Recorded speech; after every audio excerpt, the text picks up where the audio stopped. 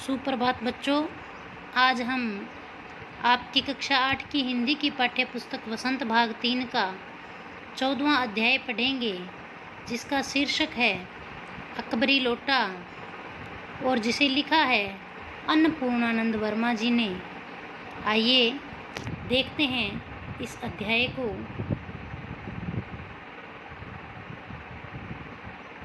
अकबरी लोटा। लाला झाऊलाल को खाने पीने की कमी नहीं थी। काशी के ठठेरी बाजार में मकान था। नीचे की दुकानों से 100 रुपये मासिक के करीब किराया उतर आता था। अच्छा खाते थे, अच्छा पहनते थे, पर 250 रुपये तो एक साथ आँख सेकने के लिए भी न मिलते थे। यानी उस समय 250 रुपये एक साथ आँख सेकने के लिए यानी देखने के लिए भी नहीं मिलते थे। इसलिए जब उनकी पत्नी ने एक दिन एकाएक 250 रुपये की मांग पेश की, तब उनका जी एक बार जोर से सनसनाया और फिर बैठ गया। उनकी यह दशा देखकर, यह हालत देखकर पत्नी ने कहा, डरिए मत, आप देने में असमर्थ हो तो मैं अपने भाई से मांग लूँ। पत्नी ने क्या कहा कि अगर आप नहीं दे सकते तो मैं अपने भाई से ले लूँ। लाला झाऊलाल तिलमिला उठे, यानी नाराज हुए। उन्होंने रोब के साथ कहा, अजी हटो, 250 रुपये के लिए भाई से भीख मांगोगी? मुझसे ले लेना, लेकिन मुझे इसी ज़िंदगी में चाहिए। पत्नी ने क्या कहा, मुझे इसी ज़िंदगी में चाहिए। तो झाऊलाल बोले, अजी इसी सप्ताह ले लेना, यानी इसी हफ्ते ले लेना। सप्ताह में, सप्ताह से आपका तात्पर्य है 7 दिन से है या 7 वर्ष से? झाऊलाल की पत्नी ने क्या कहा कि सप्ताह का अर्थ मैं क्या समझूं कि 7 दिन या 7 साल। लाला झाऊलाल ने रोब के साथ खड़े होते कहा, आज से 7वें दिन मुझसे 250 रुपये ले लेना। लेकिन जब 4 दिन ज्यों त्यों में यूँ ही बीत गए और रुपयों का कोई प्रबंध न हो सका, तब उन्हें चिंता होने लगी। प्रश्न अपनी प्रतिष्ठा का था, अपने ही घर में अपनी साख का था। देने का पक्का वादा करके अगर अब दे न सके तो अपने मन में वह क्या सोचेगी, उसकी नज़रों में उसका क्या मूल्य रह जाएगा। अपनी वाहवाही की सैकड़ों गाथाएं सुना चुके थे, अब जो एक काम पड़ा चारों खाने चित्त हो रहे। क्योंकि झाऊलाल जो थे वह अपनी पत्नी के सामने अपनी हैकड़ी जमाते थे, अपना रोब जमाते थे ऐसे वैसे। और अब क्या हो गया, पत्नी ने एक ही काम कहा तो वह उसे भी पूरा करने में असमर्थ हो रहे थे। यह पहली बार उसने मुंह खोलकर कुछ रुपयों का सवाल किया था। इस समय अगर दुम दबाकर निकल भागते तो फिर उसे क्या मुंह दिखलाएंगे। खैर एक दिन और बीता। 5वें दिन घबराकर उन्होंने पंडित बिलवासी मिश्र को अपनी विपदा सुनाई। संयोग कुछ ऐसा बिगड़ा था कि बिलवासी जी भी उस समय बिल्कुल सुख थे, यानी उनके पास भी कुछ नहीं था। उन्होंने कहा, मेरे पास है तो नहीं, पर मैं कहीं से मांग जांच कर लाने की कोशिश करूंगा, और अगर मिल गया तो कल शाम को तुमसे मकान पर मिलूंगा। वही शाम आज थी, हफ्ते का अंतिम दिन। कल 250 रुपये या तो गिन देना या सारी हैकड़ी से हाथ धोना है। यह सच है कि कल रुपया न आने पर उनकी स्त्री उन्हें डामल फांसी न कर देगी, केवल जरा सा हंस देगी, पर वह हंसी होगी कल्पना मात्र से झाऊलाल में मरोड़ पैदा हो जाती थी। यह नहीं था कि 250 रुपये न मिलने पर उनकी पत्नी जो है वह उन्हें कोई फांसी टंगा देगी, लेकिन वह उस पर हंसेगी, और वह हंसी भी कैसी होगी, यह सोचकर ही झाऊलाल परेशान हो रहे थे। आज शाम को पंडित बिलवासी मिश्र को आना था। यदि न आए तो या कहीं रुपये का प्रबंध भी न कर सके। इसी उधेड़बुन में पड़े लाला झाऊलाल छत पर टहल रहे थे। कुछ प्यास मालूम हुई। उन्होंने नौकर को आवाज़ दी। नौकर नहीं था, खुद उनकी पत्नी पानी लेकर आई। वह पानी तो जरूर लाई, पर गिलास लाना भूल गई थी।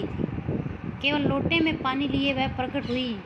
फिर लोटा भी संयोग से वह, जो अपनी बेढंगी सूरत के कारण लाला झाऊलाल को सदा से नापसंद था तो नया, साल दो साल का ही बना, पर कुछ ऐसी घटन उस लोटे की थी कि उसका बाप डमरू, माँ चिलम रही हो।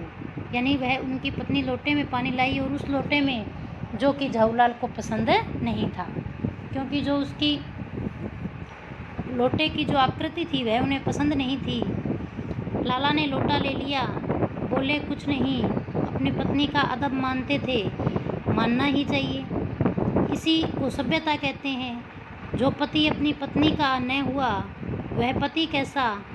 फिर उन्होंने यह भी सोचा, लोटे में पानी दें तब भी गिनिमत है, अगर चूं कर देता हूँ तो बाल्टी में भोजन मिलेगा, तब क्या करना बाकी रह जाएगा। क्या बताया इन्होंने कि अगर वो कुछ बोलते तो वह क्या सोच रहे हैं कि भोजन जो है वह थाली की बजाय किस में मिलेगा, बाल्टी में, फिर कुछ भी बाकी नहीं रहेगा। लाला अपना गुस्सा पीकर पानी पीने लगे। उस समय वे छत की मुंडेर के पास ही खड़े थे।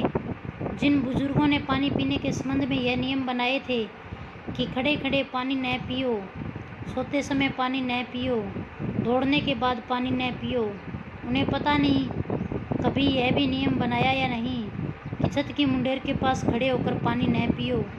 जान पड़ता है कि इस महत्वपूर्ण विषय पर उन लोगों ने कुछ नहीं कहा है। लाला झाऊलाल मुश्किल से 2-1 घूंट पी पाए होंगे कि न जाने कैसे उनका हाथ हिल उठा, लोटा छूट गया। लोटे ने दाएं देखा न बाएं, वह नीचे गली की ओर चल पड़ा। अपने वेग से उल्का को लजाता हुआ वह आंखों से ओझल हो गया, यानी आंखों को दिखाई देना बंद हो गया, नीचे गिर गया।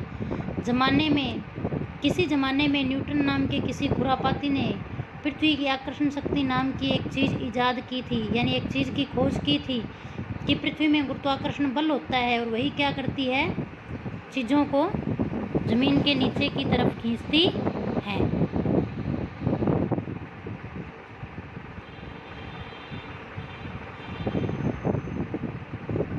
कहना न होगा कि यह सारी शक्ति इस समय लोटे के पक्ष में थी। कौन सी शक्ति?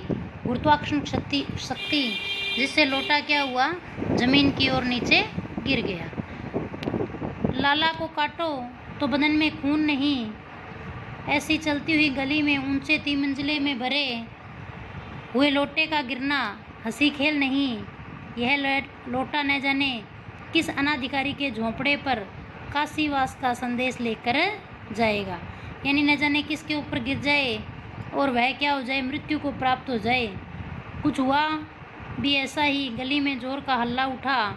लाला झाऊलाल जब तक दौड़कर नीचे उतरे तब तक एक भारी भीड़ उनके आंगन में घुस आई।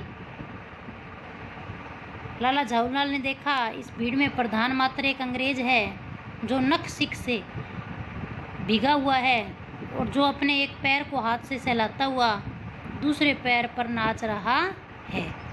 उसी के पास अपराधी लोटे को भी देखकर लाला झाऊलाल ने फौरन 2 और 2 जोड़कर स्थिति को समझ लिया। क्या हुआ, वो जो लोटा था वह उस अंग्रेज के पैर पर गिर गया। गिरने से पूर्व लोटा एक दुकान के साइबान से टकराया। वहाँ टकराकर उस दुकान पर खड़े अंग्रेज को उसने सांगो पांग स्नान करवाया, यानी उसको पूरा भिगो दिया। फिर उसी के बूट पर आ गिरा। उस अंग्रेज को जब मालूम हुआ कि लाला झाऊलाल ही उस लोटे के मालिक हैं, तब उसने केवल एक काम किया, अपने मुंह को खोलकर खुला छोड़ दिया। लाला झाऊलाल को आज ही यह मालूम हुआ कि अंग्रेजी भाषा में गालियों का ऐसा प्रकांड कोश है, यानी उसने बहुत भला बुरा कहा। इसी समय पंडित विलवासी मिश्र भीड़ को चीरते हुए आंगन में आते दिखाई पड़े। उन्होंने आते ही पहला काम यह किया। झाऊलाल को क्या पता लगा कि अंग्रेजी भाषा में गालियों का बहुत बड़ा शब्दकोश है। इसी समय पंडित विलवासी मिश्र भीड़ को चीरते हुए आंगन में आते दिखाई पड़े। उन्होंने आते ही पहला काम यह किया, कि उस अंग्रेज को छोड़कर और जितने आदमी आंगन में घुस आए थे सबको बाहर निकाल दिया। फिर आंगन में कुर्सी रखकर उन्होंने साहब से कहा, आपके पैर में शायद कुछ चोट आ गई है, अब आप आराम से कुर्सी पर बैठ जाइए। साहब बिलवासी जी को धन्यवाद देते हुए बैठ गए और लाला झाऊलाल की ओर इशारा करके बोले, आप इस शख्स को जानते हैं? बिल्कुल नहीं, और मैं ऐसे आदमी को जानना भी नहीं चाहता जो निरीह राह चलतों पर लोटे के वार करे। मेरी समझ में ही इज़ ए डेंजरस ल्यूनाटिक, यानी यह खतरनाक पागल है। अंग्रेज कह रहे हैं झाऊलाल के लिए, नहीं, मेरी समझ में he is a dangerous criminal, यानी यह खतरनाक मुजरिम है। परमात्मा ने लाला झाऊलाल की आंखों को इस समय कहीं देखने के साथ खाने की भी शक्ति दे दी होती तो यह निश्चय है कि अब तक बिलवासी जी को वे अपनी आंखों से खा चुके होते। वे कुछ नहीं समझ पाते थे बिलवासी जी को इस समय क्या हो गया है। साहब ने बिलवासी जी से पूछा, तो क्या करना चाहिए? पुलिस में इस मामले की रिपोर्ट कर दीजिए जिससे यह आदमी फ़ौरन हिरासत में ले लिया जाए। पुलिस स्टेशन है कहाँ? पास ही है, चलिए मैं बताऊँ। चलिए, अभी चला। आपकी इजाज़त हो तो पहले मैं इस लोटे को इस आदमी से ख़रीद लूँ। क्यों जी, बेचोगे? मैं 50 रुपये तक इसके दाम दे सकता हूँ। लाला झाऊलाल चुप रहे, पर साहब ने पूछा, इस रद्दी लोटे के आप 50 रुपये क्यों दे रहे हैं? आप इस लोटे को रद्दी बताते हैं? आश्चर्य है, मैं तो आपको एक और विज्ञ सुशिक्षित आदमी समझता था, यानी मैं आपको ज्ञानवान और पढ़ा लिखा आदमी समझ रहा था। आखिर बात क्या है, कुछ बताइए भी। जनाब, यह एक ऐतिहासिक लोटा जान पड़ता है। जान क्या पड़ता है, मुझे पूरा विश्वास है कि यह प्रसिद्ध अकबरी लोटा है जिसकी तलाश में संसार भर के म्यूजियम परेशान हैं। यह बात? जी जनाब, 16वीं शताब्दी की बात है। बादशाह हुमायूं शेर शाह से हारकर भागा था और सिंध के रेगिस्तान में मारा फिर रहा था। एक अवसर पर प्यास से उसकी जान निकल रही थी। उस समय एक ब्राह्मण ने इसी लोटे से पानी पिलाकर उनकी जान बचाई थी। हुमायूं के बाद अकबर ने उस ब्राह्मण का पता लगाकर उससे इस लोटे को ले लिया। इसके बदले में उसे इसी प्रकार से 10 सोने के लोटे प्रदान किए। यह लोटा सम्राट अकबर को बहुत प्यारा था, इसी से उसका नाम अकबरी लोटा पड़ा। वह बराबर इसी से वज्जू करता था। सन 57 तक इसके शाही घराने में रहने का पता है, पर इसके बाद लापता हो गया। कलकत्ता के म्यूजियम में इसका प्लास्टर का मॉडल रखा हुआ है। पता नहीं ये लोटा इस आदमी के पास कैसे आया।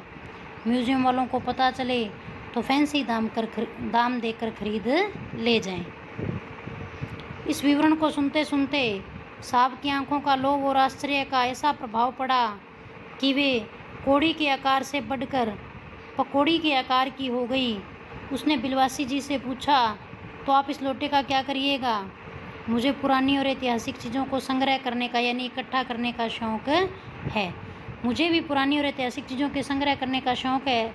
जिस समय यह लोटा मेरे ऊपर गिरा था उस समय मैं यही कर रहा था। उस दुकान से पीतल की कुछ पुरानी मूर्तियाँ खरीद रहा था। जो कुछ हो, लोटा मैं ही खरीदूँगा। वाह, आप कैसे खरीदेंगे? मैं खरीदूँगा, यह मेरा हक है। हक है, ज़रूर हक है। यह बताइए, उस लोटे के पानी से आपने स्नान किया या मैंने? आपने। वह आपके पैर पर गिरा या मेरे? आपके। अंगूठा उसने आपका भुरता किया या मेरा? आपका। इसलिए उसे खरीदने का हक मेरा है। यह सब बकवास है। दाम लगाइए, जो अधिक दे वह ले जाए। यही सही। अब इसका 50 रुपया लगा रहे हैं, मैं 100 देता हूँ, मैं 150 देता हूँ, मैं 200 देता हूँ, अजी मैं 250 देता हूँ। यह कहकर बिलवासी जी ने 250 के नोट लाला झाऊलाल के आगे फेंक दिए। साहब को भी ताव आ गया। आप 250 देते हैं तो मैं 500 देता हूँ, अब चलिए। बिलवासी जी अफसोस के साथ अपने रुपये उठाने लगे, मानो अपनी आशाओं की लाश उठा रहे हों। साहब की ओर देखकर उनका, लोटा आपका हुआ, ले जाइए, मेरे पास 250 से अधिक नहीं है। यह सुनना था कि साहब के चेहरे पर प्रसन्नता की कुंची गिर गई। उसने झपटकर लोटा ले लिया और बोला, अब मैं हंसता हुआ अपने देश लौटूंगा। मेजर डगलस की डींग सुनते सुनते मेरे कान पक गए थे। मेजर डगलस कौन है? मेजर डगलस मेरे पड़ोसी हैं। पुरानी चीज़ों की संग्रह करने में उनकी होड़ रहती है। गत वर्ष वे हिंदुस्तान आए थे, यहाँ से जहांगीरी अंडा ले गए थे।